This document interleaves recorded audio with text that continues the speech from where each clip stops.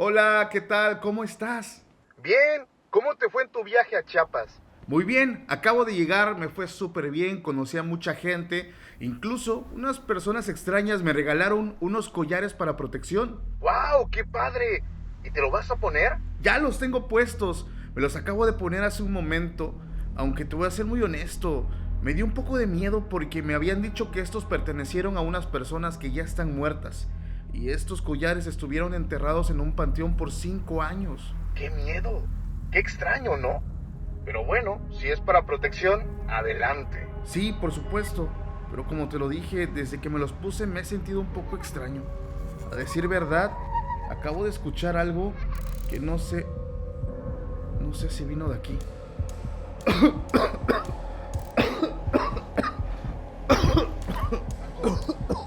Paco, Paco, Paco, ¿dónde estás? Contéstame. Paco.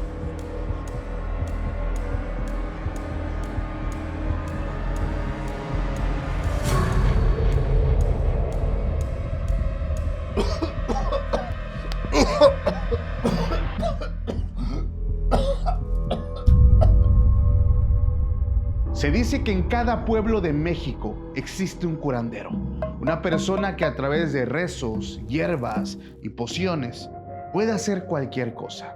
Pero ¿qué pasa cuando ese conocimiento a veces no viene de generación en generación, sino viene de algo que se invoca en la oscuridad? Esta noche vamos a escuchar esas historias, así que te invito a que apagues la luz y disfrutes de este episodio. Bienvenidos.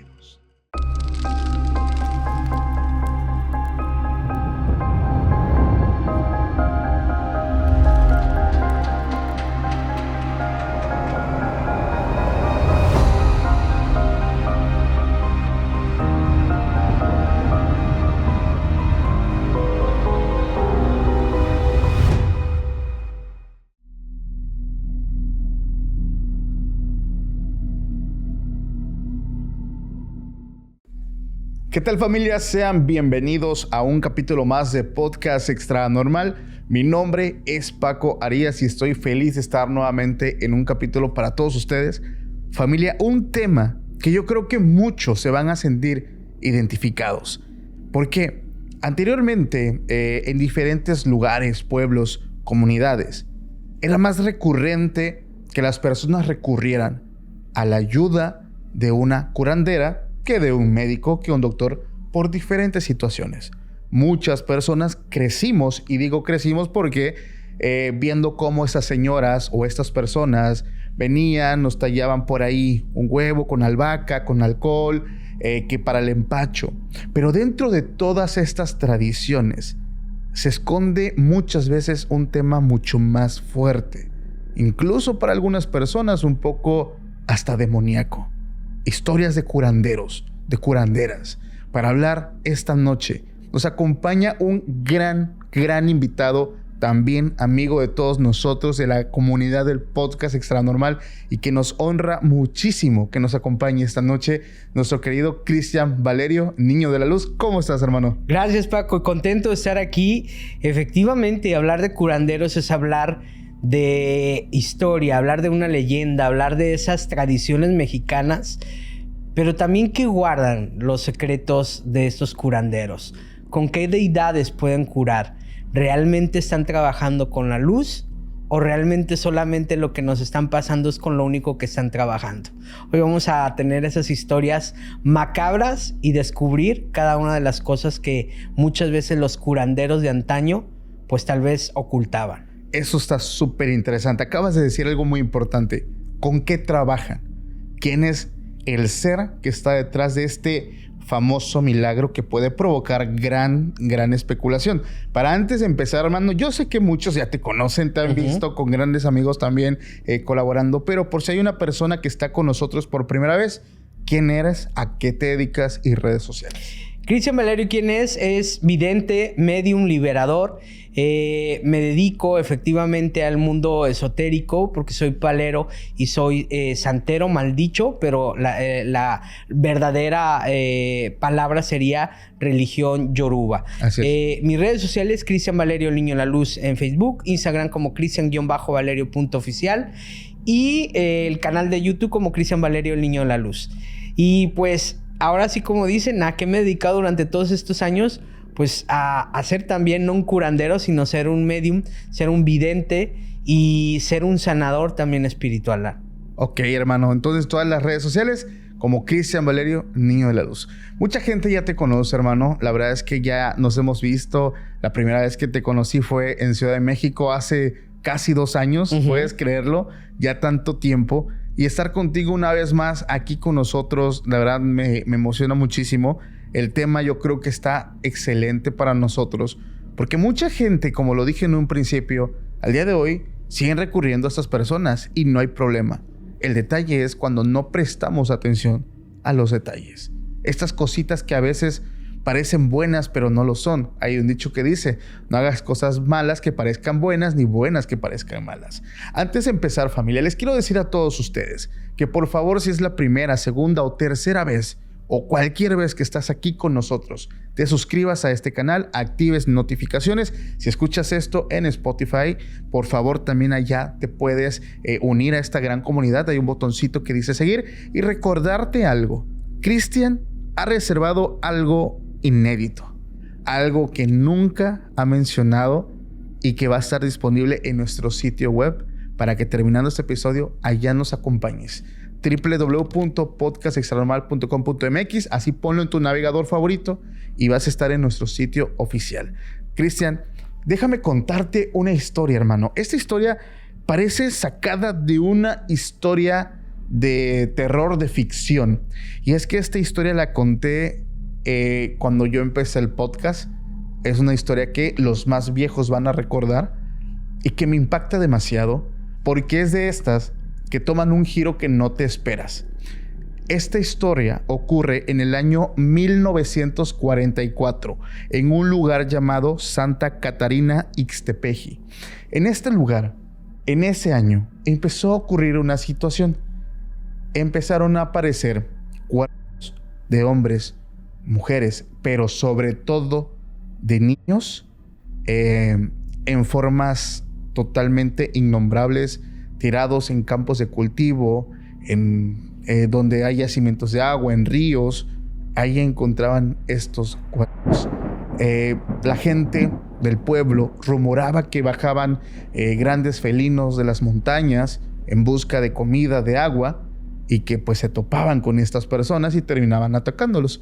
Entonces era muy recurrente, para ellos ya era hasta normal que una persona del pueblo desaparece y a los 3 días está por allá tirado, obviamente sin vida, pero había una peculiaridad. Los adultos los encontraban casi siempre faltándole el corazón.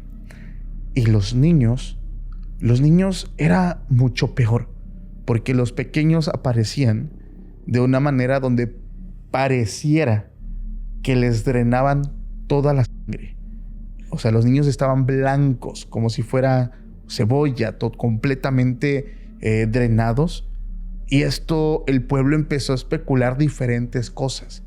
En este lugar, en este año, había una mujer que era como la típica bruja o la curandera del pueblo.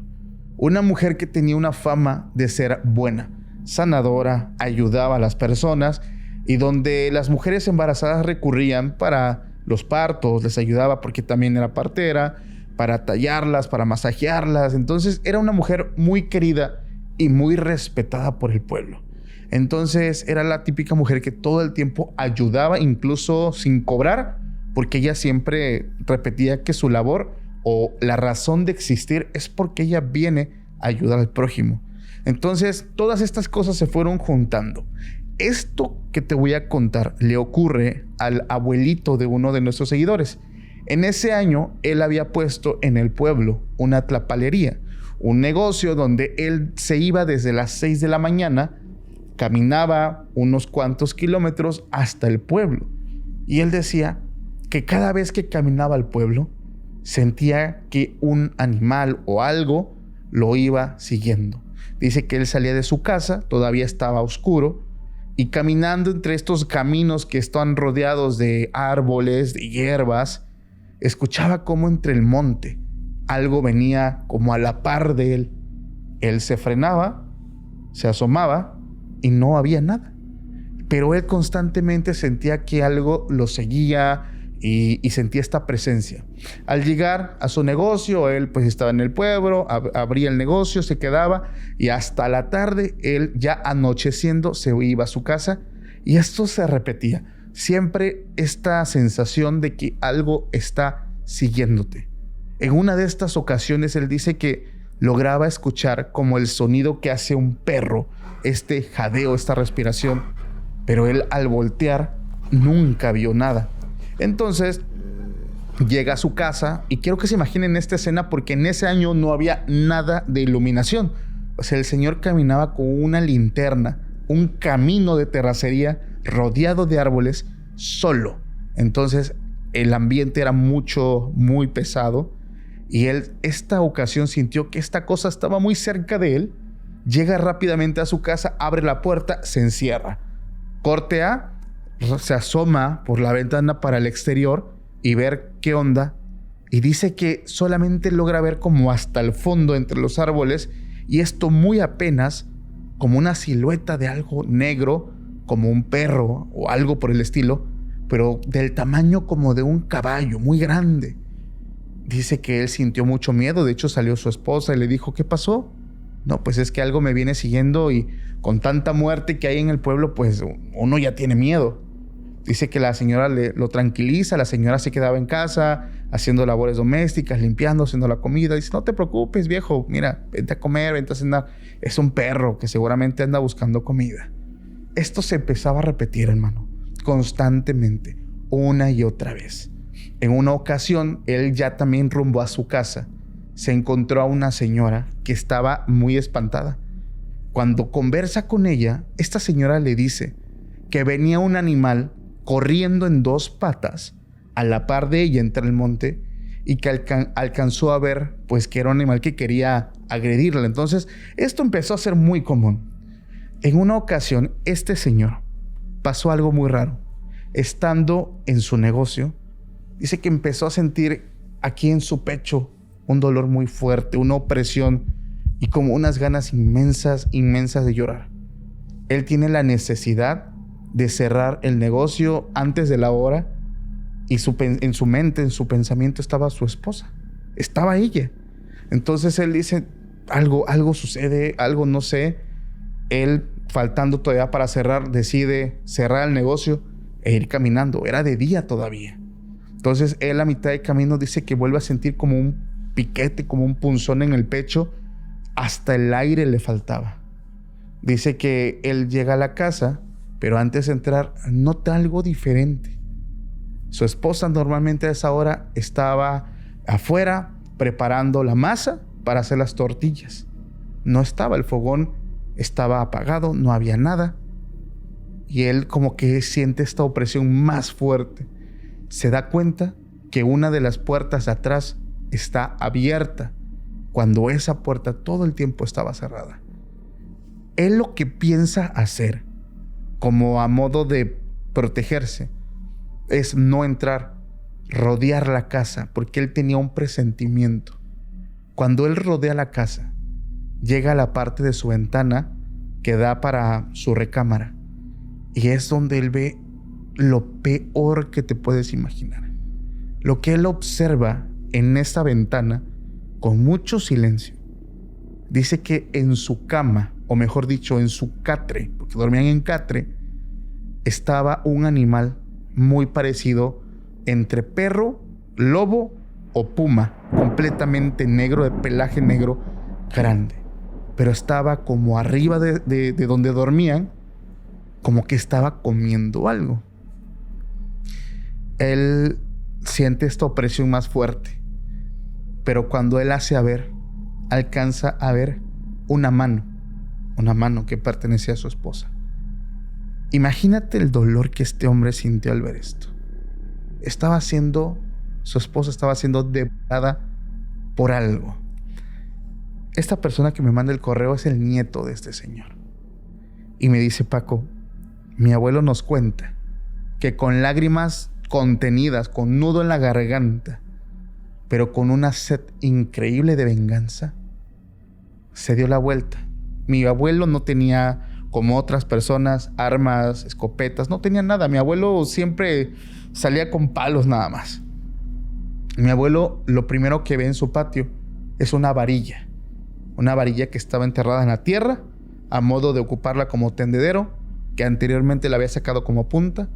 Lo que mi abuelo piensa es: saca la varilla, entra a la casa con tanto silencio. Este animal estaba, pero sí, profundamente en lo suyo, estaba comiendo. Y dice que al entrar, lo único que hace su abuelo es cierra los ojos y lanza pues el primer golpe. Escucha cómo este animal se queja porque dice que la varilla le atraviesa esta parte del cuello. El animal lo que hace es rápidamente sale, y es donde ve el tamaño de este animal, un animal enorme parecido a un puma, pero va dejando un rastro de sangre. La señora estaba obviamente sin vida, estaba siendo devorada por esto. El abuelo, obviamente con esta sed de venganza, convoca a sus vecinos, les dice que hirió a este animal, que era el animal que causaba tanto daño, tanta muerte, y deciden seguirlo porque fue dejando un rastro. Dicen que en este lugar, en este cerro que está ubicado en Santa Catarina, Ixtepeji, ellos subieron siguiendo este rastro y llegaron a una cueva que nadie sabía que ahí estaba. Al llegar, lo que encuentran en el piso no es a ningún animal, encuentran a una persona. Lo triste y lo sorprendente es que no era cualquier persona. Era la señora que se dedicaba a curar a las personas, a los niños, a las embarazadas. La señora que todo el mundo respetaba, la señora que tenía el respaldo del pueblo. Estaba tirada en el piso, completamente desnuda, en un charco de sangre, con una herida profunda que perfora obviamente parte de su cuello. Esa persona, cuando me compartió esta historia hace mucho tiempo, y que fue de las primeras que yo conté, me sorprendió tanto porque dice: Paco, la gente de este pueblo conoce la muerte de mi abuela, porque todo el pueblo, cuando regresaron con el cuerpo de esta mujer, porque lo que hicieron fue quemarlo, vieron el cuerpo de mi abuela, vieron la escena. O sea, si cualquier persona va a este sitio y habla de la mujer que fue devorada en su propia cama, te van a dar información, porque todo el pueblo vio esto. Sacaron el cuerpo, le dieron cristiana sepultura, y fue algo que marcó completamente al pueblo. Y esta persona me dice: para algunos el tema de los curanderos, nahuales, es una historia. Dice: en mi familia cobró una vida, y en este pueblo cobró muchísimas vidas. Es una de las historias más fuertes que yo he llegado a leer, que ocurrieron en un sitio. No sé qué piensas. Es que hablar de curanderos no es solamente hablar de limpias. Claro. Es hablar de la transformación. Para decirte curandero tienes que tener, yo no le llamo dones, le llamo talentos. Y uno de los grandes talentos que tenían esas personas, pues ese es convertirse en nahual, el tener esa capacidad. Y vaya que para ser curandero tenía que venir de generación en generación compartiendo ciertos elementos, ciertas cosas que solamente se compartían desde los ancestros, desde los viejos. Y una de ellas era la capacidad de transformarse en nahuales. Y ahí es donde viene lo turbio, ¿no? Que esta clase de personas se alimenta del líquido vital para poder tener esos dones, esas capacidades fuertes. Yo ahorita te voy a contar algo muy fuerte que tiene que ver también relacionado con el líquido vital. Pero fíjate, Paco, yo me pongo a pensar Y yo creo que allá en casita o donde nos estén escuchando, ¿qué harías tú si llegas a tu casa y cuando abres una puerta te das cuenta que encima de un ser querido tuyo, tu esposa, tus hijos, está un ser como este? Y que cuando la atacas te das cuenta que era la persona en la cual toda la comunidad confiaba. Toda la comunidad tenía una fe. Claro. Porque eran los curanderos en los pueblos, en los ranchos. Lo máximo. Es lo máximo. Sí. No hay doctores, no hay enfermeras. Hay curanderos. Así es. Y ponen la fe absoluta hasta por encima de Dios en estas personas. Y que esta persona hubiera sido la que le quite la vida a tu ser querido. Qué fuerte, ¿no? Claro, yo imaginé mucho esa escena porque ese señor tuvo el valor de ver y actuar controladamente. Sí. Yo creo que cualquier persona o grita o llora o se avienta así a ciegas, iba a pasar lo mismo. Este señor tuvo esta capacidad de razonamiento pese a la visión, a los hechos, de decir, no, tengo que controlarme y poder por lo menos frenar, porque a pesar de todo lo que ha ocurrido, cuando él termina con esto, todo se frena. La cantidad de personas que de la nada parecían muertas ya dejan de aparecer. Y fíjate lo curioso y lo que me llama mucho la atención de este caso que te mandan, Paco, la cuestión de los corazones. Exacto. Cómo eran sacados, arrebatados esos corazones. Y es que energéticamente la cuestión de los corazones, pues es lo más puro que puede haber. Así es. Es lo más puro. Y si es arrebatado, aun cuando una persona está con vida, es una energía con la cual esta persona se estaba haciendo fuerte, pues para convertirse en Nahual y pues también para hacer sus obras supuestamente de salvación a la hora de ser curandera. Exactamente. El tema de los corazones lo hemos hablado en rituales de poder, que es algo, hermano, híjole, que ni siquiera puedo mencionar en esta plataforma. Sí. Es fuerte. Fíjate, Paco, que yo te traigo una historia y es una historia muy similar a la tuya, pero ocurre en un lugar muy conocido en México, San Juan Chamula. San Juan Chamula en México es un lugar emblemático, enigmático en Chiapas. En Chiapas. ¿Por qué? Porque este lugar está originalmente creado por cuestiones de chamanes, de curanderos, y que son los que rigen este lugar. Y para poder entrar hay que pedirle hasta permiso a ellos. A mí me tocó hace muchos años atender un caso de una persona la cual iba o fue más bien a este lugar de San Juan Chamula. Y era una persona, Paco, que ella quería tener hijos. Y por una cosa u otra no podía tener hijos.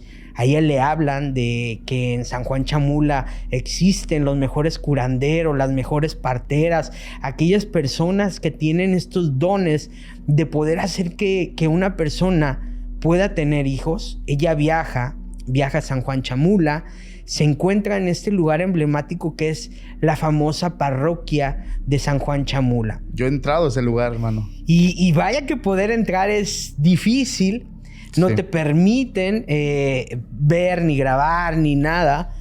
Y muchas veces hasta cuando alguien está haciendo un ritual, pues tienes que salirte de ahí. Así es. Lo que pasa ahí, pues yo creo que no lo sabe mucha gente.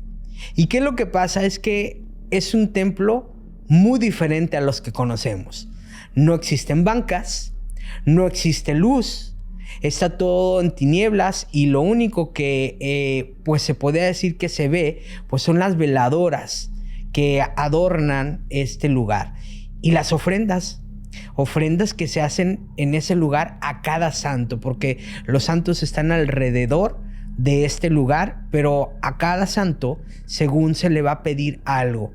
Lo chistoso y lo bonito de este lugar es lo emblemático que puede pasar y que tal vez puede ser patrimonio de la cultura, pero que no lo es así, Paco, porque ahí se hacen rituales más fuertes y rituales donde ya estamos hablando de este líquido vital que es desprendido por animales donde te limpian y que ahí son pues desvividos. A esa persona cuando llega, contacta a una persona, a un chamán, llega a este lugar, le empiezan a hacer una ceremonia, lo acercan con la Virgen María y a la hora que llegan con la Virgen María ofrendan Coca-Cola. Sí. Esa famosa bebida que todos conocemos, le piden una reja de refrescos de cola, la Coca-Cola en específico, porque no quieren otro más que este refresco. Es vaciado sobre su cuerpo y posteriormente a esto le piden 2 pichones. Esos 2 pichones, pues efectivamente ya sabemos qué es lo que le pasan por su cuerpo y posterior a esto, pues les dan un fin que no nos gustaría con los animales. El líquido vital que suele derramar estos animales siempre son para bañar a los santos o la persona. Ella dice que levantan su vientre, levantan su camiseta y empiezan a poner ciertos símbolos en su vientre con ese líquido vital. Ella decía que sentía muchas cosas dentro de ella. Posterior a esto, al día siguiente le pidieron que no se fuera porque tenía que ir ya no a ese templo, ya había concluido lo que ella había hecho ahí, ya había ofrecido lo que tenía que ofrecer, pero tenía que ir al lugar de este personaje, de este curandero. Cuando llega al lugar del curandero, lo chistoso es que vuelven a hacer ahora lo mismo, pero ya no con unos pichones, sino con un borrego. Hacen el acto con el borrego. Posterior a esto, la piel del borrego la cubren, quitan la piel del borrego y cubren a esta persona. Dice que inmediatamente de ver todo esto ya pues se desmayó, no supo qué fue lo que estaba pasando. Vuelve otra vez a Guadalajara. Cuando vuelve a Guadalajara, a partir de esa noche, ella sentía que algo lo observaba y que algo estaba pasando en su habitación todas las noches, porque sentía la famosa opresión, el que alguien se subiera encima de ella, el que alguien la estuviera observando. Lo chistoso era que no solamente sentía esta opresión, Paco, sino ya tenía también algo sexual con esta entidad, con esta energía, porque aquel chamán le prometió que efectivamente sí o sí iba a tener un hijo. Pero no le dijo de quién. Al paso del tiempo, esto se fue haciendo más grave porque ella ya no quería que su marido la tocara, ella ya no quería tener nada con su marido y todas las mañanas se levantaba con chupetones, como si fueran moretes, pero eran como si fueran chupetones en todas sus piernas y terminaba muy cansada. ¿Por qué? Porque todas las noches alguien la visitaba y tenía intimidad con estas energías. Al paso de 3 meses, ella se hace una prueba y lo tan esperado que ella quería ocurrió. El famoso milagro. Sale embarazada. Lo que ocurrió después de 7 meses fue algo muy descabellado, porque cambió por completo su forma de ser de esta persona. A tal grado, Paco, que la familia decide llevármela a mi consultorio para que yo la checara. Cuando yo la checo, yo veo que ella no está bien, que ella tiene una energía, una entidad dentro de su cuerpo. Empezamos a hacer el ritual de exorcismo, de liberación. Y cuando empezamos a hacer ese ritual, ella ya estaba embarazada. El bebé, el producto que tenía dentro, se empezaba a mover de una manera muy drástica, muy fea. Yo decidí parar porque podíamos ocasionarle algún daño. Posterior a esto empeoró realmente la situación y decidimos pues a los días volver a concluir lo que se había dejado pendiente. ¿Qué fue lo que pasó? Que cuando empezamos a expulsar los demonios que traía esta persona, al cabo de los días, cuando ya terminamos el acto de liberación, al cabo de los días ella pierde el producto que tenía dentro de. Lo que nos cuenta su esposo, o lo que me cuenta su esposo, fue algo bien sorprendente. que cuando ella va al baño y expulsa el baby que todos pensaban que era un bebé, pues no era un bebé. Era una especie como de rata. Y al expulsar esto con el sangrío que se le viene, pues ellos se dieron cuenta que no era algo humano y que lo que le habían montado en aquel lugar pues era una energía de un demonio, de un incubus o sucubus, como lo solemos mencionar, Sí. y que era realmente el producto de esta violación de estas energías o entidades, Paco.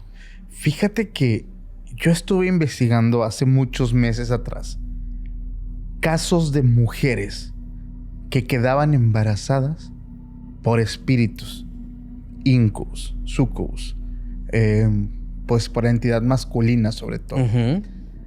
Y había casos que eran impresionantes porque las mujeres me decían, es que me hice una prueba, salió positiva, voy al doctor, me confirman, me hacen pruebas de sangre, solo hay un pequeño inconveniente. No he tenido relaciones sexuales con ninguna persona viva. Todas han sido por medio de estos seres que llegan en la noche, y es que el placer que las mujeres describen sentir es un placer que humanamente está a un nivel inalcanzable. Uh-huh. No hay una persona que pueda dar ese nivel. Y estas personas decían, para mí las noches es esperar la visita. Este caso que yo investigué, creo que la mujer se llama Sara, mencionaba que ella se acostaba a dormir sin ropa interior, piernas abiertas, esperando el momento. Solamente que sí se asombra de que le dicen que sí está embarazada, que de hecho le habían dicho que tenía por ahí creo que 4, 5 semanas. Se le hace el bulto en el vientre, o sea, tal cual. Sí. Pero extrañamente, ella perdía pues al producto me parece que antes de los 3 meses. El detalle es que lo pierde de una forma extraña porque dice, son dolores. De estos dice que pareciera que te estás haciendo del baño, vas, te sientas y en la taza lo que hay es algo que parece como animal. Uh-huh. O sea, es como un animal, uh-huh, el tamaño de un animal obviamente, pero tiene como también esta semejanza con un tipo humano, tipo bebé, feto. Una cosa fea. Y esta mujer ya era la 3ª vez que había ocurrido esto. Y dices que no sé qué es. Entonces me sorprende mucho ahorita esto que tú dijiste, porque recordé yo ese caso. Ese caso tiene casi un año que yo lo leí, porque me puse a investigar. O sea, algunos eran como embarazos psicológicos, me parece que se llaman, uh-huh, que también presentan todos los síntomas, pero son personas, a menos los que han estado con estos demonios sexuales, es impresionante cómo su cuerpo también pues, tiene una reacción. Tiene una reacción, hermano. Entonces, no sé, digo que a mí se me hace impresionante esto. Mira, yo te quiero contar, esta historia de verdad también me voló la cabeza. Yo la titulé La Mujer del Fuego y ahorita van a saber por qué. Esta historia es anónima porque la comparte no cualquier persona. La comparte un elemento activo al día de hoy del ejército mexicano. Una persona, un soldado que ha experimentado muchas cosas. Él nos dice que él es originario de Guanajuato y que toda su niñez creció escuchando historias de terror, brujas, curanderas, nahuales, duendes. Y él nos dice, es que la verdad, para mí todo eso era, pues, cuentos, leyendas, cosas muy tradicionales de México. Pero en el momento que menos te imaginas, te puedes topar con algo que te hace cuestionar qué es real y qué no. Él dice que él estuvo del 2009 al 2018, formó parte de un regimiento cuyas operaciones se movían entre 2 ciudades de Jalisco. Terminando el sexenio de aquel entonces, dice que ese regimiento fue disuelto y cada quien de sus, ahora sí que compañeros, fue mandado a distintos puntos. A él lo mandan a Guerrero, pero no a cualquier parte de Guerrero. lo mandan a un pelotón que operaba en la sierra en misiones enfocadas a zonas controladas por grupos delictivos. Lugares donde él me lo deja súper en claro. No hay ley, no hay gobierno, no hay nada.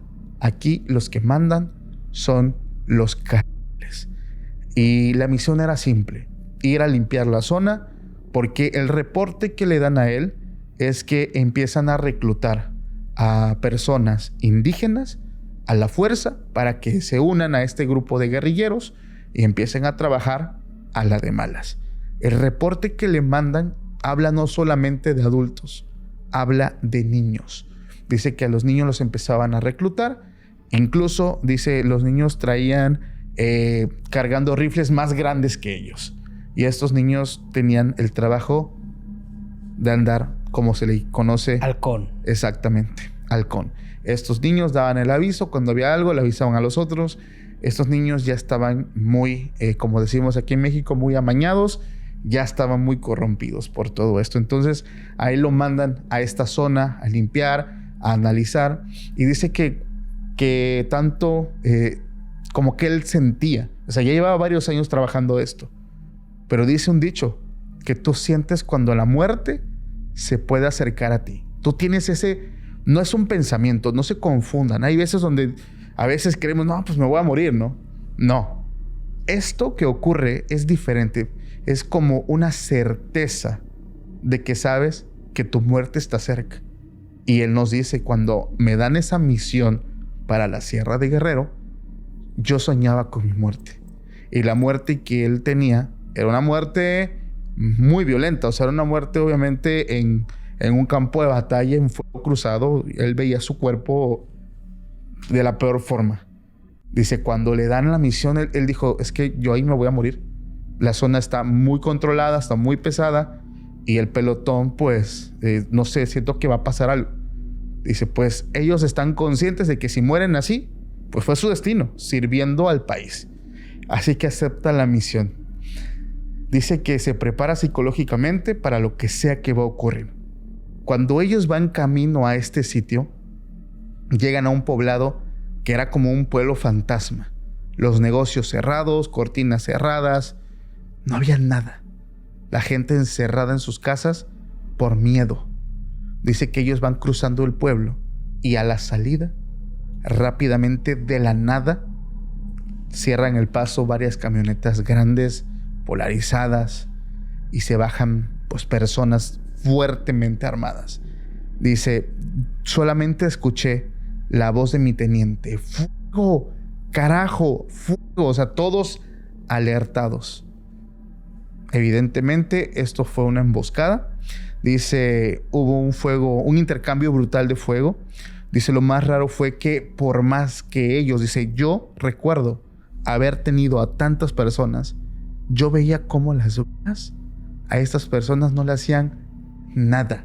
Las atravesaban, o sea, hasta se limpiaban. Dice, yo no entendía qué demonios estaba pasando. El problema es que poco a poco fueron abatiendo a sus compañeros, a sus colegas. Uno a uno fueron cayendo. Y él recordaba estos sueños. Él decía, yo me voy a morir. Me voy a morir. O sea, él estaba resignado. Dice, cuando mataron a mi compa, el güero, una persona que obviamente de tez muy blanca, muy amigo de él, cuando yo vi que cae a mi lado con el casco totalmente destrozado, porque era un calibre tan enorme que le destrozó el casco, yo pensé lo peor. De pronto se escucha una detonación y empiezo a sentir caliente en una parte del costado izquierdo. Él baja la mirada y se está dando cuenta que está saliendo mucho líquido vital rojo. Él dice, me acaban de dar. Poco a poco fue sintiendo el dolor, fue sintiendo lo caliente del misil. Y dice, yo caigo. Y empiezo a escuchar cómo mis compañeros, los pocos que quedaban, empiezan a gritar. Dice, como que la adrenalina entra. Y lo único que como inercia hay en él es correr. Dice, yo salí corriendo hacia donde estaba la hierba alta, donde ya no había nada. Dice, yo corrí. No sé cuánto, no sé cómo, yo corrí. Hasta un momento donde mientras él iba corriendo, Dice, yo empezaba a ver borroso y yo seguía sintiendo cómo, sentía empapada, dice, mi uniforme, mi camisa, sentía cómo estaba lleno de sangre. Y yo seguía corriendo y ya veía borroso hasta en un punto donde él se desmaya. Pasó. Dice que él, al pasar el tiempo, no sabe cuánto, se despierta. Pero lo que lo despierta a él es un calor muy fuerte, un calor muy, muy fuerte, casi al grado de que lo está quemando. Dice que él abre los ojos y al abrir estaba así como todo borroso. Y él recuerda estar en un lugar como una cabaña y que cerca de ahí estaba una flama muy grande y había una persona. Dice, había una mujer anciana de unos 70, 80 años con el cabello blanco trenzado y lo único que me dice ella es, shh, no te muevas, perdiste mucha sangre, no te muevas, vas a estar bien. Dice, Paco, yo no me podía mover, no podía hablar, sentía la garganta completamente seca, estaba débil, todo me daba vueltas, estaba como si estuviera hasta drogado. Dice, y fue cuando vi lo que jamás voy a olvidar. ¿Qué fue lo que vio? Dice, la mujer metió sus 2 manos a la flama que estaba ardiendo. No se quemaba al agarrar el fuego. De pronto empezó a manipular el fuego con sus manos como si lo intentara como moldear. Algo imposible, como si fuera una masa. Lo empezó a moldear. De pronto, de su boca empezó a salir cosas como hierbas, como pedacitos de tierra. Y ella dice, él estaba con la camisa levantada, con las manos calientes y manipulando el fuego. Dice, esta mujer empezaba a escupir en mis heridas. Escupía y con sus manos empezaba a frotarlas. Dice, era un dolor indescriptible. Yo sentía como si dejaran caer ácido en mi cuerpo, como si fuera alcohol en una herida abierta o como si fuera agua hirviendo. Dice, yo era tanta mi debilidad que ni siquiera podía gritar, pero era un dolor y ardor indescriptible. Tanto fue, dice, que yo volví a perder el conocimiento. O sea, tanto dolor que se desconectó. Pasó. Cuando él vuelve a recobrar la conciencia, dice que es porque le empezó a llegar mucha luz a la cara, o sea, una luz muy intensa, que era la luz del sol. Dice, yo estaba tirado en ese mismo lugar donde yo recuerdo haberme desmayado cuando salí corriendo en el fuego cruzado. Dice, recuerdo tener la garganta seca, me dolía la cabeza, me sentía muy mal. Dice, yo recordé a la mujer extraña y yo dije, todo fue un sueño, fue una pesadilla, fue producto de mi imaginación. El detalle es que en el momento que él se ve el costado, está la mancha de sangre, está reventado, está roto de donde entró la bala. Y él se da cuenta de que sí, había tenido un impacto de bala. Cuando él se levanta la camisa, se ve la herida. Pero dice que era una herida que hace cuenta algo que pasó hace mucho tiempo. Apenas y se veía una marca. Este hombre que actualmente sigue hoy trabajando en el ejército me dice, no sé si era una bruja o una curandera o lo que sea, no lo sé. Solo sé que desde ese día yo ya no le tengo miedo al fuego. Ya le tengo respeto porque sé que el fuego también puede obedecerte. Este hombre asegura que esta mujer lo curó con fuego, con saliva, con tierra y con hierbas. Increíblemente. Y sintió demasiado dolor cuando esto estaba en su herida. Definitivamente una curandera.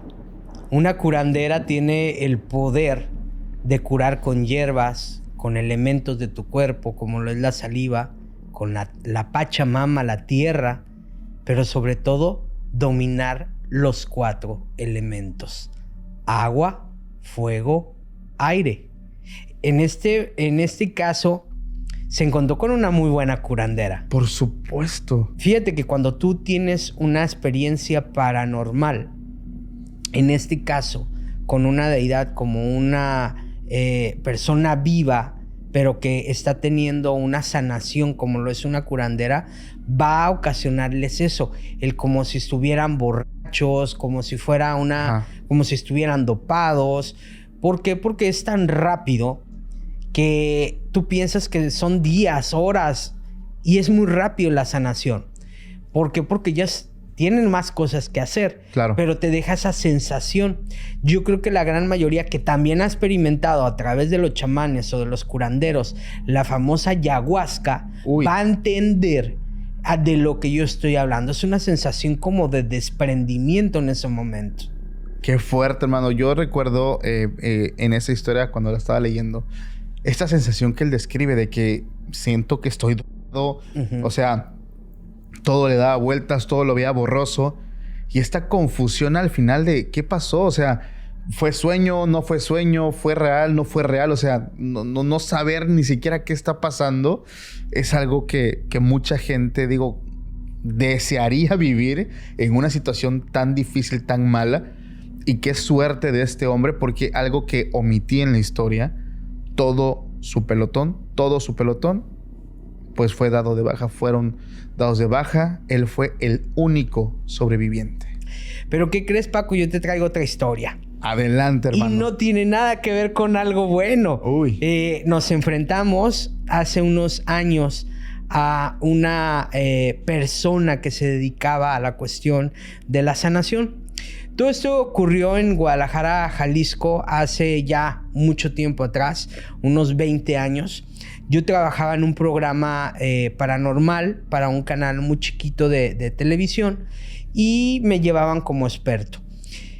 Llega a la redacción de este programa una historia de una famosa curandera que estaba en un pueblito muy cercano a Puente Grande, Jalisco, este reclusorio que todo mundo conoce, pero que habían ocurrido ciertas cosas paranormales a lo largo de 15 días antes de que nosotros fuéramos. Habían encontrado cuerpos desmembrados, y que estaban pidiendo las personas, los familiares de estas personas en específico que se dieron a la tarea y vieron que eran sus familiares, pues nos estaban pidiendo el apoyo de que fuéramos a darles luz a sus parientes. ¿Por qué? Porque pues cercano ahí habían ido con una curandera que era la que estaba muy cercano al lugar donde se habían encontrado y no había querido hacer nada. Entonces que nosotros como programa querían que fuéramos. Cuando nos pasan el caso, yo inmediatamente trato de canalizar siempre los lugares. Y había algo a mí que no me gustaba. Cuando yo llego al lugar donde nos reunimos para poder irnos al lugar de la investigación, yo le digo a mi productor, no quiero ir. Mi productor se molesta mucho y dice, oye, es que ya cité a todos para que fuéramos al lugar y tú en este momento, cuando ya nos vamos a subir a la camioneta, me dices que no quieres. Y le dije, no, porque hay algo que no me llama, hay algo que a mí me dice que no vayamos a este lugar. Las evidencias después se las voy a pasar, porque pasaron cosas muy fuertes. Camino a Puente Grande, Jalisco, íbamos y yo iba muy serio, muy molesto. Yo sentía que nos íbamos a topar con algo muy fuerte. La gente hablaba de esta curandera como lo mejor, pero yo iba con la sensación de decir cómo una persona que se supone que es la curandera, que es una persona buena, que es una persona que realmente las personas le tienen fe, no pudo ayudar a que se desprendieran estas almas de esas personas que les arrebataron la vida a muy pocas cuadras de donde esta señora vive. Yo iba muy molesto, hasta un punto donde yo le digo a mi productor, algo nos viene siguiendo. Porque yo inmediatamente veo una silueta que cruza esta carretera que es una autopista, porque es una autopista que da hacia Zapotlanejo, Jalisco. Le grito a mi productor se hace hacia un lado y me regaña y me dice, o sea, ¿pudiste ocasionar un accidente? Le dije, es que viene un accidente. Empiezo yo a cubrirlos a ellos, empiezo a hacer algo, empezamos a otra vez de nuevo en el camino, nos desviamos para salir a una lateral. Cuando nos desviamos a la lateral, atrás de nosotros venía un carro a todo lo que daba, Paco, a todo lo que daba. En cuanto nos hacemos a un lado, por segundos, ese carro nos hubiera impactado. Ese carro se impacta y cuando se impacta en un muro de contención y se empieza a incendiar el carro. Inmediatamente nosotros nos bajamos del carro, empezamos a auxiliar. Yo me meto al carro, saco a una de las chavas que quedó inconsciente y en cuanto saco a la chava, explota el carro. Las imágenes están muy fuertes porque mi productor empieza a decir, hay que empezar a hacer la nota desde este momento. Empezamos a narrar lo que estaba pasando y yo siento un frío, pero no veo lo que... No canalizo, ¿no? En ese momento como si mi sexto sentido me lo hubieran quitado. Pero siento un frío muy raro. Para eso yo hago un movimiento como de espanto, de frío. Y cuando se revisa el material, fue algo muy sorprendente. Cuando yo hago esta situación, adelante de nosotros, adelante de la cámara, pasa la silueta de la muerte. Con una guaraña como tal la describimos o la tenemos como los mexicanos la tenemos, pasa la silueta de la muerte enfrente de nosotros, enfrente de la cámara y el conductor y un servidor que estábamos narrando lo que estaba pasando del accidente. El camarógrafo enfoca el accidente porque había explotado el carro, los chavos ya los habíamos sacado del carro y en una de las tomas se ve como este fuego se ve cómo se pinta como si fuera un demonio, como comiéndonos a nosotros. No le pusimos atención. Mi productor quería más, quería llegar al punto que era a lo que íbamos, ¿no? Yo cuando pasó esto, yo les dije, esta es una señal de que no tenemos, que alguien no nos está permitiendo que vayamos porque nos están poniendo cosas para que no vayamos a descubrir algo a este lugar. Claro. Porque a alguien no le gusta. Desobedeció, él quería más, llegamos al punto, nos perdemos y casualmente dejamos el carro, Paco, afuera de la casa de esta persona que se supone que era la curandera del pueblo. La sorpresa fue que mi productor fue inmediatamente a tocarle a la señora para decirle que íbamos a dejar el carro ahí porque pues es una zona muy peligrosa y por lo que había pasado anteriormente. Era una zona donde no hay luz, donde no hay agua, donde los elementos básicos pues no existen. Pues era muy rural. Había una ventanita donde se veían todas sus velas de la señora. La señora se veía que estaba dentro. Tocamos, no nos hizo caso. Mi productor va de nueva cuenta, toca y cuando toca viene corriendo y me dice, creo que la señora está haciendo un ritual. Vamos a grabar. Cuando nos acercamos y queremos grabar, me topé con algo muy fuerte, Paco. Ver a una señora que decía que curaba con la Virgen María y realmente no era cierto. Tenía estatuas de demonios y de la Santa Muerte. Para eso, cuando nosotros nos acercamos, la señora tenía un gallo, el cual estaba mordiendo con su boca para desmembrarlo. ¿Con los dientes? Con los dientes. Ok. La señora voltea porque ve que estamos en la ventana y se nos deja ir. Se nos deja ir cuando nosotros empezamos a correr. Fue correr y fue correr de una manera espantados porque no esperábamos ver a la curandera que decían y que se estaba haciendo famosa, que curaba con la Virgen María, arrodillada ante unas estatuas de demonios y de la Santa Muerte. Y estaba haciendo un sacrificio. Cuando nosotros empezamos a correr, inmediatamente empezamos a escuchar disparos. No sé si de los mismos vecinos o de ella misma. Nos subimos a la camioneta en la cual veníamos y así sin entender qué era lo que había pasado, empezamos a irnos lejos. Ahora sí nos valió el terreno, la camioneta, el cómo salir de ahí. Después de 2 kilómetros de haber recorrido este lugar, nos volteábamos, nos veíamos y queríamos entender qué era lo que había pasado en ese lugar. Qué era lo que había ocurrido días antes. ¿Por qué no nos habían dejado llegar a ese lugar ¿Quién no quería que llegáramos a ese lugar? ¿Por qué habían sacrificado a personas muy cercanas a este lugar de esta señora? Claro. Y todos sacamos la misma conclusión, que la que sacrificaba a las personas, pues era la curandera famosa, y que realmente no era lo que la comunidad creía, el que curaba con la Virgen María. Por eso es bien importante entender o saber, como lo dijimos al principio, con qué deidades se está pactando, con qué deidades te están curando. ¿Realmente es con Dios, con la Virgen María, o atrás de ellos hay algo más oscuro? Y sobre todo que no los esté dando como ofrendas Sí. a su deidad. Fíjate que así rapidísimo, yo recuerdo esta historia, me la contó una persona que estuvo conmigo. No recuerdo si esta parte se queda en el video, porque hay partes que a veces tengo que quitar de un video. Por muy interesante y muy bueno que se escuche, tengo que quitarlo porque es muy fuerte. Ya sabe la gente cómo está el tema en estas políticas. Y de pronto dicen, ¿por qué censuras tanto? ¿Por qué? Porque hay un equipo muy grande detrás de todo esto. Y pues mucha gente vive ya de lo que estamos haciendo. No podemos arriesgarlo. Pero una persona me decía que había una enfermera. Esta era una enfermera que se encargaba de apoyar en los partos de las mujeres.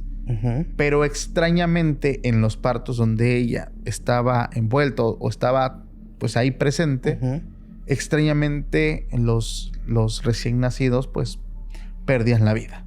Que muere de cuna, que esto y el otro, o sea, como que siempre. Sí, tanto. Y que la gente personal de este hospital que se encuentra en México, como que lo sabían, pero como que también no les importaba, pues no eran sus hijos. Entonces como que, no sé, o sea, lo dejaban, lo ignoraban. Y una persona que entra a trabajar también de enfermera descubre algo muy fuerte, hermano. Porque decía que esta mujer trabajaba con algo, no recuerdo qué era con lo que trabajaba, si era la Santa Muerte u otra cosa, la verdad no recuerdo, no quiero mentirles, pero trabajaba con algo más demoníaco, y esta mujer ofrendaba a estos bebés. Y ella logró descubrirla, logró verla cuando ella, aún recién nacido, ves que nace el niño, se lo lleva una enfermera, como que lo limpia o lo bañan y se lo preparan. Esta mujer lo que hacía es que los afirmaba. Y llegaba con el doctor y le decía, doctor, es que dejó de respirar. Los reanimaban, les daban sus golpecitos en el pecho, pero el nene ya había perdido la vida. Entonces esta enfermera se dio cuenta de esto y hay una confrontación, pero detrás de esta confrontación hay una amenaza de muerte para esta persona que descubre que tiene que dejar todo, tiene que renunciar, porque no era una sola persona, o sea, como que había un grupo detrás y era muy riesgoso si esta persona hablaba exactamente todo lo que había visto. Entonces yo recordé mucho eso que tú me dices. Hay gente, digo, esto parece una historia como que ves en este canal y ya, no, o sea, son cosas que pasan. De verdad, busquen estas historias o estas noticias en su buscador. No son historias cualquiera, son hechos que ocurren en muchos lugares. Que en ese momento puede estar pasando. En este momento puede estar pasando. En ese momento puede estar pasando, y no solamente en México, a lo largo de América Latina. Sí. ¿Por qué? Porque nosotros en América Latina somos dados a esta cultura, la cultura de los sanadores, la cultura de los curanderos, de los chamanes. Y que vuelvo a lo mismo y vuelvo a recalcar, ¿con qué deidades te están pactando? Claro. ¿Qué no te están contando? Y que al final de cuentas puede haber algo detrás muy macabro. Qué fuerte. Hermano, quiero contarte yo esta última historia. Esto que te voy a contar no es cualquier historia, es un testimonio de una persona que estuvo conmigo, eso sí, hace demasiado tiempo. Pero esta historia decidí contarla en este canal porque involucra a una curandera, pero involucra algo muy fuerte. Esa historia ocurre aquí en esta ciudad, en Tuxtepec. Este chico me da su testimonio. Yo titulé esta historia como Desencarnada. Así la quise titular. ¿Qué nos dice? Hay un chico con el que yo estoy platicando. Él es locutor de radio.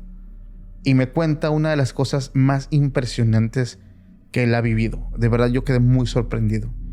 Dice que todo esto empieza cuando sus padres estaban embarazados en aquel entonces de su hermana, que, bueno, para contexto rápido, la hermana ya no está con nosotros. Sus padres compran un terreno muy grande para construir su casa. Cuando la familia empiezan pues a ponerse de acuerdo para levantar la obra, dice que los albañiles que se dedicaron primero a hacer las excavaciones y preparar la tierra donde se iba a levantar esta casa, que iba a ser muy grande, descubrieron que en el piso o en la tierra había restos humanos, o sea, habían huesos, cráneos, y eran de personas. Dice que los albañiles, cuando encuentran esto en la tierra, sintieron mucho miedo, demasiado miedo, y es que no era uno, eran varios. Y como pedimento, como consejo de otro albañil, le dijo: ¿sabes qué? Pues ahí déjalo, güey, ahí déjalo. No, pues no, ahí déjalo, mira, es más, ni digas nada. Nos podemos meter en problemas legales si decimos que encontramos esto, y no nos metamos en problemas. Échale tierra y órale. Fue lo que hicieron, hermano. Dejaron esos huesos ahí, echaron tierra, prepararon, levantaron la casa. Bueno, cuando la casa se construye, ya después de unos añitos, esta familia ya habían tenido a su hija. Ya la niña iba creciendo, niñez, adolescencia, adultez. Pero ¿qué pasa? La niña, desde que era muy, muy pequeña, mencionaba que veía dentro de su casa a una mujer con un vestido blanco, algo así como la Llorona, que caminaba, que la veían deambulando por toda la casa de noche. La niña empezó como a tener acercamiento a ella porque no le tenía miedo, pero los padres decían que su hija empezó a tener cambios como de humor, como de temperamento, se volvió un poquito más agresiva. Pero al ser personas que no creen en el tema paranormal, pues no le dan la importancia que esto necesita.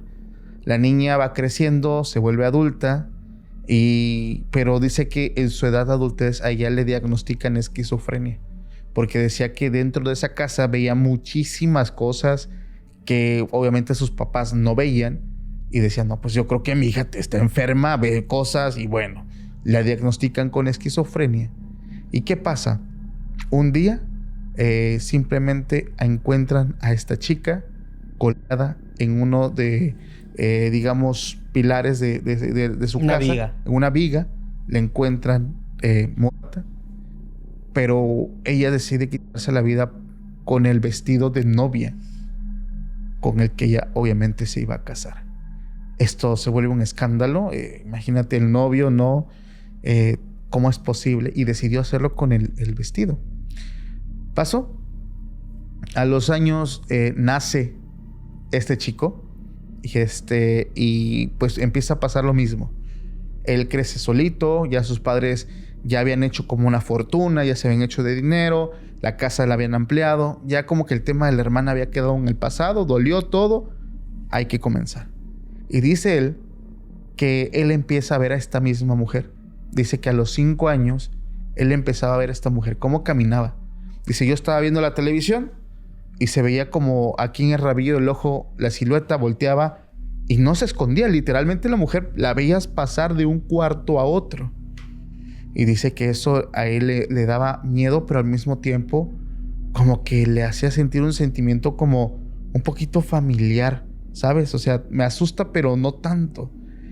Y dice que sus papás, esto se lo cuentan sus papás. Dice: yo cumplo los 7 años y mis padres me decían que yo tenía amigos imaginarios. Me veían hablando solo, jugando solo. Para esto ya tenía un patio muy grande con juegos, y dice, siempre jugaba solo. Pero la forma en cómo jugaba es, dice, me veían corriendo, pero siempre volteando hacia atrás, como si alguien me viniera persiguiendo, como si yo realmente jugara con alguien. Y dice, mis papás me preguntaban y yo le decía que jugaba con mi amiga. El problema es que después vienen los cambios en él. Cambios tal cual como el proceso de su hermana se empieza a repetir. Dice que había momentos donde estaba la familia, mamá y papá sentados en el sofá. Él de 8 años llegaba, se sacaba el pene y empezaba a orinarle los pies y a orinarles ahí encima. Y sus papás, su mamá, oye, ¿qué te pasa? Y dice, yo no me acuerdo, hermano, de nada. Me dice, yo no me acuerdo de nada. Solo yo recuerdo cuando mi papá me abofeteaba. Haz de cuenta que yo le decía, pero ¿por qué me estás pegando? Pero yo veía mis manos, veía mi cuerpo, veía que había hecho algo, pero ¿en qué momento? Dice, lo que a él lo regresaba otra vez era la bofetada de su papá. Y también le pasaba a su mamá, o sea, lo hacía con su mamá. Dice, a veces mi mamá se quedaba en el sofá, yo iba y mi papá me encontraba con unas tijeras en la mano y mechones que yo le cortaba a mi mamá. Y en una de esas yo le llegué a picar cerca del ojo. Dice, yo casi dejo ciega a mi madre de un ojo porque son estas tijeras metálicas de antes, de las que usaban las abuelitas puntiagudas. Le picó abajo del ojo a su mamá. Igual lo que lo hace reaccionar a él es el golpe de su papá. Y otra vez él llorando, confundido, y su papá, imagínate, o sea, no creían en temas paranormales, nada. Entonces ven al hijo y personas de antes lo que hacen es, pues órale, no te voy a aplacar. Y esto se empezaba a repetir. Dice que lo enviaban con psicólogos y cada vez que la psicóloga hablaba con él, le decía, es que yo no me acuerdo. Ya para esto él ya tenía 10 años, ya estaba consciente de todo. Y él le decía a los psicólogos, es que yo no recuerdo nada de lo que hago. ¿Cómo no te vas a acordar que agarras? Y dice que de pronto orinaba sobre la comida que ya estaba servida en la mesa. Y él se burlaba y se reía. Dice que su papá le decía todo el tiempo a su mamá, es que este chamaco va a aprender hasta que le parta bien la figura, va a aprender. Dice, pero mi mamá sabía que a mí me pasaba algo. Pero como mi papá no creía en nada de esto, no le decía nada. Entonces la mamá empezó a buscar ayuda, ¿sabes? Personas, brujos, curanderos que le ayudaran. Y llegó con una señora. Dice que la señora lo que hace primero es hacer preguntas y analiza al niño, 10 años. Dice que después de un rato de como consultarlo, le dice, señora, y él estaba presente, lo que está con su hijo no es algo nuevo. Es algo que es hasta ya un poco más cercano a él, porque la energía que sentía era una energía hasta familiar. Dice, esto que le está... Y eso no lo sabía la bruja, dice la curandera. Esto que le está pasando a su hijo, ya le pasó a otro hijo. Y dice que la señora se quedó así como, wow, ¿cómo lo sabe? Dice, sí. ¿Qué pasó con su hijo? Porque lo que estoy viendo es que o va a morir o está muerto. Dice, no, era una mujer. Y efectivamente, ya murió. Dice, pues yo solamente le puedo decir que hay que hacer algo por este niño, porque su hijo va para allá en meses. O sea, en meses yo veo a su hijo muerto. Se supone que lo que pasó ahí es que por medio de la hermana hubo una vinculación muy fuerte espiritual con esta entidad. Al haber una vinculación con una persona, un familiar de línea sanguínea como hermano, hermana, padre, madre, cuando la mujer decide irse de este mundo, ya había un vínculo familiar. Por eso el niño decía, es que yo la veía y no me daba miedo. A pesar de que me hacía sentir y hacer cosas, no le tenía miedo. Pero sí lo manipulaba, lo controlaba para hacer estas cosas. Resulta que el niño tenía una vinculación, no como tal una posesión, pero sí como... Opresión. Una opresión, una influencia. Uh-huh. Dice que la mujer le dijo que iban a trabajar mucho con él. No fue una limpia como todos conocemos, no, fue una serie de liberaciones, baños, un montón de cosas. Dice que la mujer cada vez que terminaba de hacer esto, hermano, terminaba sudadita, pero empapada en sudor, cansada, tomaba demasiada agua y dice que todo el tiempo le decía a su mamá, es que yo tengo que hacer esto porque si no su hijo va a morir. Después de varios días, el niño, por medio de tantas limpiezas, logró desprenderse. Dice que en aquel entonces le dice a la señora, ¿cuánto le voy a pagar? La curandera. Y la curandera dice, pues no, nada. ¿Cómo que nada? O sea, dígame cuánto. No, nada, no se preocupe. O sea, esta es mi misión. Curar, sanar a su hijo. No te preocupes. Dice que ellos aceptan, se van, pero dicen, no, vamos a regresar y le vamos a dar algo a la señora. Dice que se fueron una semana. Dice, mi madre, y él lo recuerda, dice, fuimos con mi madre a un centro comercial muy famoso aquí en Tuxtepec. Hicimos una despensa grandísima. Frijol, leche, arroz, huevo, un montón de cosas. Y subimos todo eso a nuestro vehículo y fuimos a la casa de la señora. Vaya sorpresa, hermano. La mujer tenía 2 días de haber fallecido. Y eso se lo dijo la persona que ahora vivía en su casa, que era una de sus hijas. ¿Qué pasó? Encuentran a la señora tirada en su propia sala, sin vida. Obviamente, ¿cómo? No saben cómo fue. La señora perdió la vida. La mamá de este chico le recuerda y le dice, es que hijo, esa señora me dijo algo muy claro. O sea, ella lo sabía. O se muere su hijo o me muero yo. Y dice, yo no le di importancia porque fue como, no sé, cualquier comentario. No pensé que fuera real.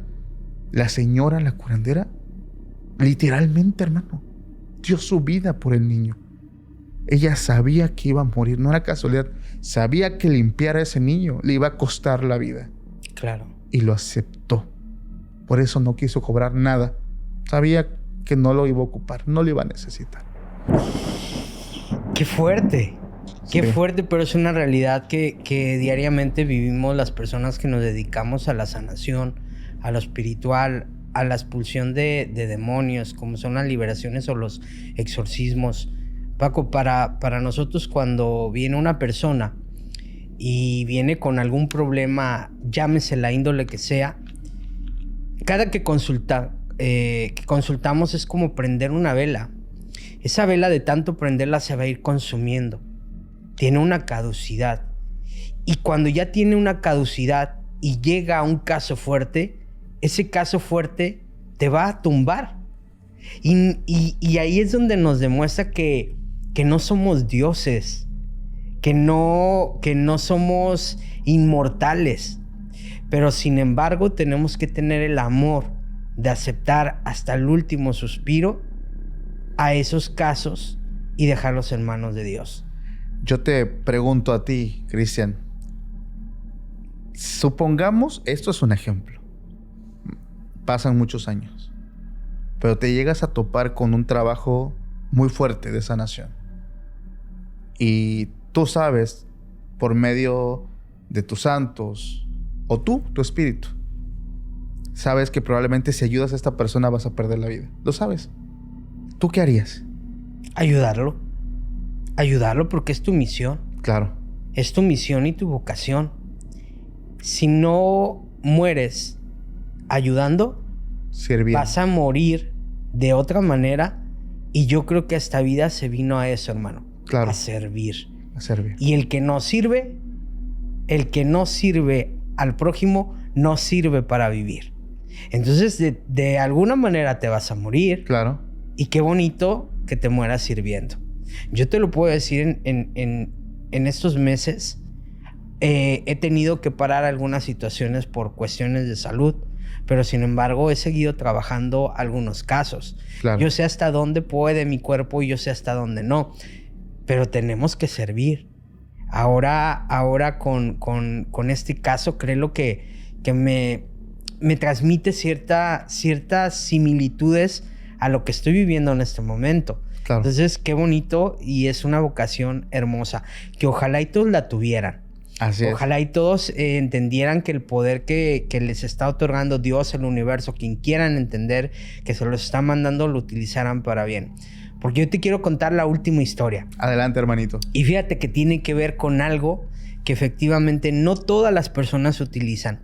A mi consultorio llega una persona muy desgastada, una persona que ya venía de un rompimiento amoroso, una ama de casa con hijos ya mayores, y que ella venía con el corazón destrozado porque su marido de un momento a otro pues dejó pues de quererla, de amarla, llegó a empezar a tener pues agresiones físicas. Cuando ella se da cuenta de qué era lo que estaba pasando, pues le llamó mucho la atención, pero cuando ya se dio cuenta era porque ya estaba todo enlodado. Cuando ella empieza a descubrir, ella me platica que era una familia muy bonita, con 4 hijos, todos estudiando, todos universitarios. Era una familia de abolengo y de mucho dinero. Y el marido siempre amoroso. El señor, doctor. Imagínate un doctor, la capacidad económica que tenían y pues la cuestión amorosa y científica que también pueden tener ellos, ¿no? Y volvemos a lo mismo. Los doctores son nada creyentes del mundo paranormal, nada creyentes del mundo esotérico. Pero dentro de la relación laboral se cuenta que entró una enfermera a trabajar al hospital donde su marido trabajaba. Pero es que esta enfermera era muy especial, porque aparte de ser enfermera, pues era curandera. Ok. Y aparte de hacer obras de caridad, pues también hacía cosas un poquito negativas. Y es que desde que conoce a esta familia y se da cuenta de la solvencia económica que tenían, del poder que tenía esta persona en el hospital, pues le empezó a llevar regalitos, tés, comida, pasteles, chocolates.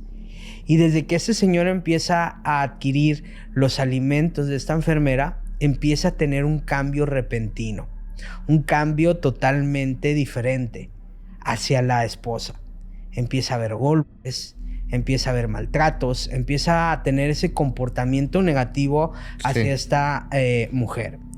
Cuando ya se da cuenta la mujer de que algo estaba pasando mal, era porque su marido ya tenía una relación sentimental, amorosa con esta enfermera.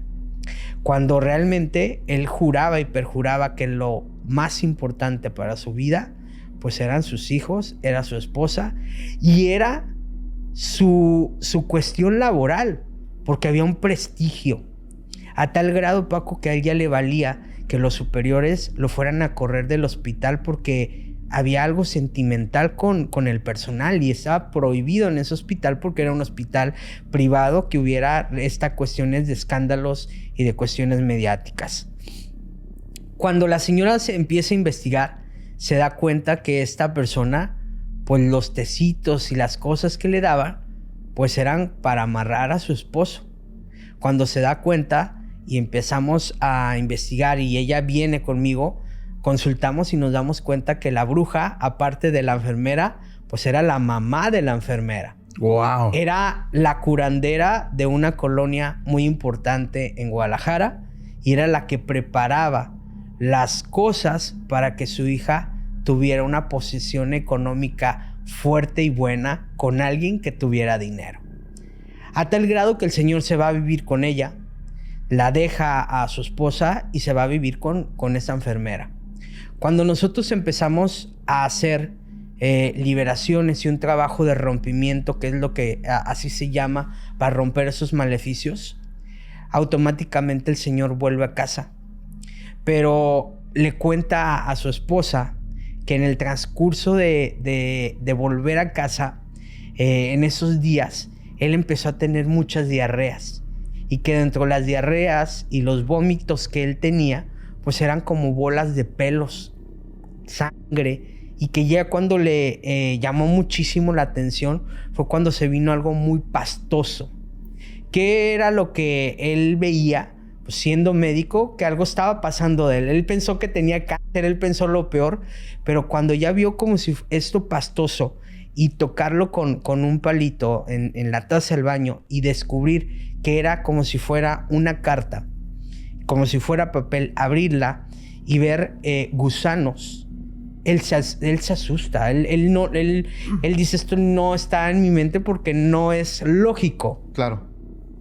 Se empieza a dar cuenta que en las noches cuando él estaba dormido o se hacía el dormido, la muchacha, la bruja, la enfermera, le hablaba al oído y le daba órdenes.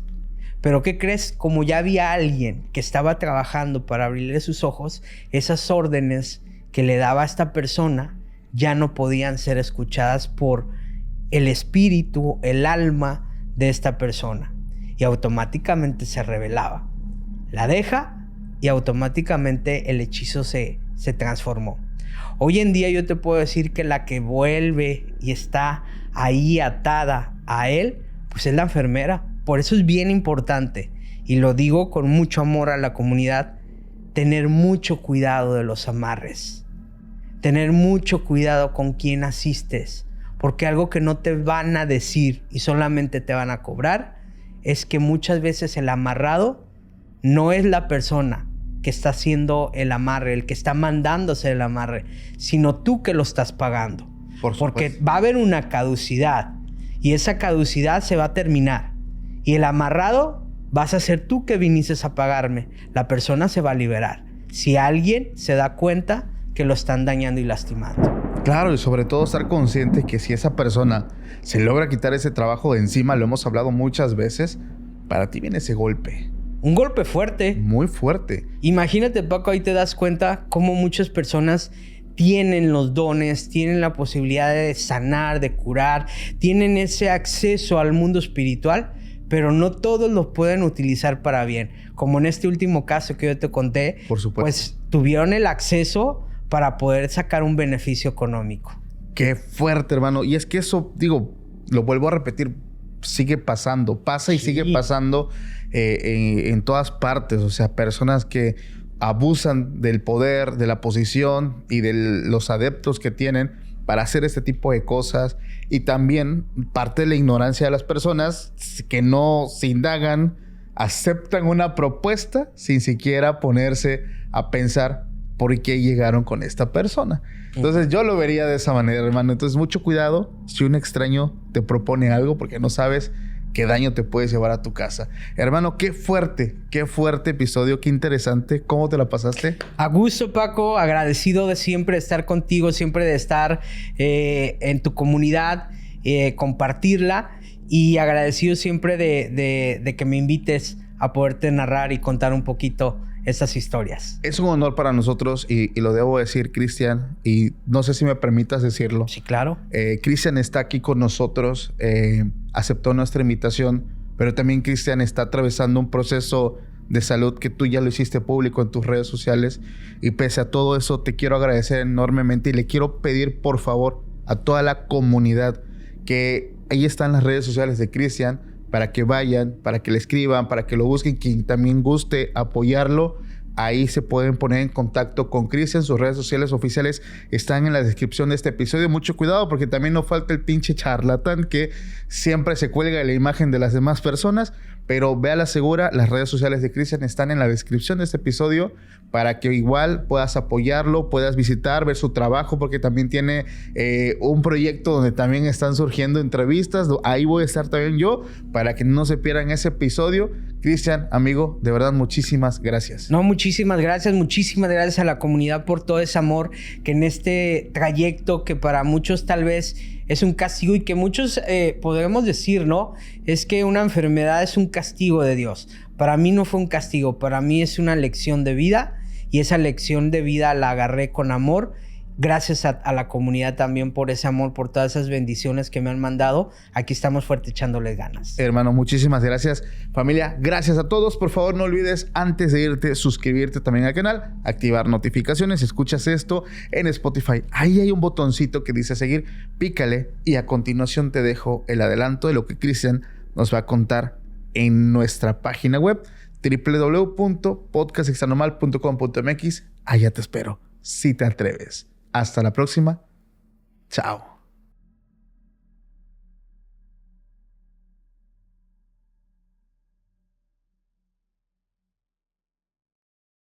Quiero enseñar a la gente cómo identificar charlatanes. Okay. Cómo identificar realmente cuando es un buen sanador, un buen curandero, un buen brujo, y que no se dejen estafar.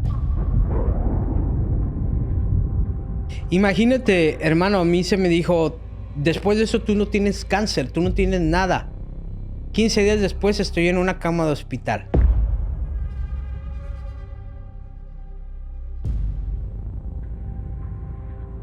Y llego yo y digo, no es que no crean en todos los brujos que ven en internet porque pueden estafarlos. Digo, esto me llega una amenaza. Tenemos que tener mucho cuidado en quién ponemos nuestra fe, en quién vamos.